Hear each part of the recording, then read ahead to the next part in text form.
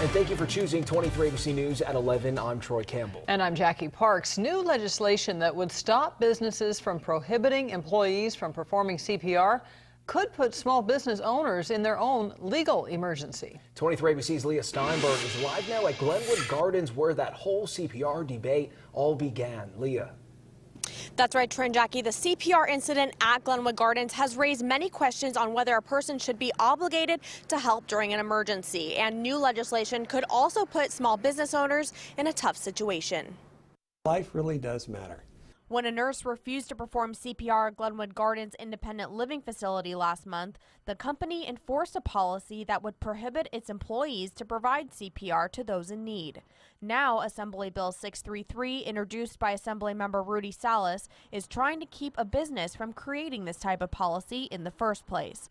23 ABC sat down with an attorney who says the bill is heading in the right direction, but raises concerns on how it could affect the local economy. The bill seems to preclude much risk for an employee acting in good faith who is attempting to save the life of another person, which I hope we would all want to do.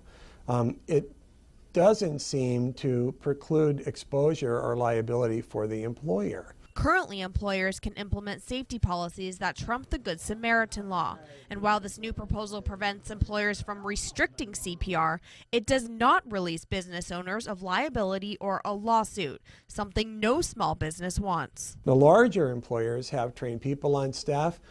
Smaller businesses, that can be quite a burden. They may be lucky and have someone on staff, but to have to hire someone or train someone or retain someone is quite a big financial burden. And it also has employees walking a tight line between their job and their instincts. If a person's fully capable of performing CPR on someone who's possibly choking, you have to weigh out whether or not you want to act on your own fruition or possibly risk the livelihoods of your boss and owner of the restaurant you're working for. Additionally, if a person does not want to be resuscitated, it can become an even more complicated situation. And how is an employer to know that when that kind of information is protected under HIPAA and is very confidential medical information?